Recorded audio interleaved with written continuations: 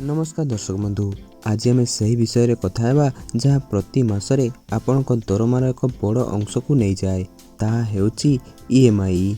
घर तैयारी करिबा हेउ किंबा गाड़ी किनिबा, ऋण नेबा जीवनर एक अंश। किंतु आपण कौन केबे भाबिचंती जे एही लोन को किपरि शीघ्र शेष करि हेबो आउ तार सुध बाबदरे देउथिबा हजार हजार टंका किपरि बंचाई हेबो। आज मु आपणकु ईएमआई रु मुक्ति पाई 5टी अत्यंत सहज एवं कार्यकारी उपाय विषय कहिबी। एही उपाय गुड़िक आपण को कम सुध देबारे साहाय्य करिवो। तेबे आसंतु भिडियोटी को आरंभ करिबा। प्रथम एवं सबुठारु शक्तिशाली उपाय हेउची पार्शियल प्रीपेमेंट। अर्थात जेतेबेले भी आपणक पाखकु बोनस इंटेंसिव किंबा अतिरिक्त टंका आसे सही टंका को लोन रो मूलधन परिशोध करिबा पई व्यवहार करंतु। मने करंतु आपणकर 10 लाख होम लोन अछि। जदि आपण प्रति वर्ष मात्र 50,000 अधिक पैठ करूचंती तेबे आपणकर लोन अवधि 5 रु 6 वर्ष पर्यंत कमी जाई पारे एवं आपण लक्ष लक्ष टंकार सुध मध्य संचय करि परिबे। द्वितीय उपाय ता हेउची लोन ट्रांसफर।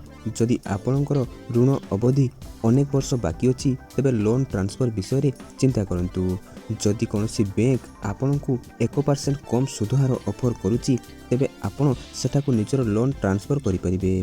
तेबे मन रखंतु छोट लोन पई यह बेसी लाभदायक नुहे, किंतु होम लोन बा बड़ बिजनेस लोन पई एई छोट सुध हार मध्य लक्ष लक्ष टंका बंचाई देई पारे। तेबे ट्रांसफर करिबा पूर्वरु प्रोसेसिंग फी एवं अन्य खर्च को हिसाब रे रखंतु। तृतीय उपाय ईएमआई बढ़ातु किंतु लोन रो अवधि नुहे। अर्थात लोन नेबा समय रे बैंक माने आपनकर ईएमआई को कम रखी लोन रो अवधि को बढ़ाई दियंती। यह सेमानकु अधिक सुध देबारे साहाय्य करे।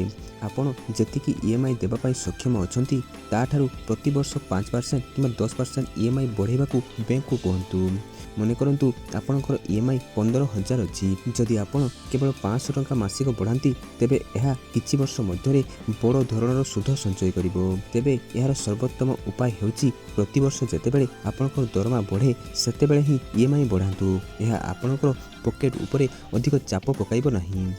चतुर्थ उपाय जदि आपनक पाखरे वर्तमान अतिरिक्त टंका नाही तेबे एही उपाय आपण मानक पई। जदि आपनकर लोन 20 वर्ष पई अछि तेबे बैंक को कहंतु सेही ईएमआई राशि को रखी लोन रो अवधि को 15 वर्ष कर दियंतु। आपनकर ईएमआई परिवर्तन हेबो नाही, किंतु आपनकर अधिक टंका लोन रो मूलधन परिशोध करिबारे लागिबो।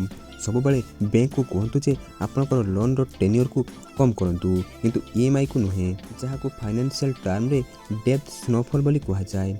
जदि आपनकर एकाधिक लोन अछि जेमिति कि होम लोन, पर्सनल लोन एमिति, तेबे एही उपाय आपण व्यवहार करंतु। यार अर्थ होची सबुठारु छोट लोन को आगो शेष करंतु। यह शीघ्र आपनको मानसिक शांति देबो। छोट लोन शेष हेबा परे सही ईएमआई राशि को द्वितीय लोन रे लगांतु। एही परि भाबरे आपण ऋण शीघ्र शेष होई जिवो। यह हेउची आर्थिक दृष्टिकोणरु सर्वोत्तम उपाय। सबुठु अधिक सुध हार थिबा ऋण को आगो शेष करंतु।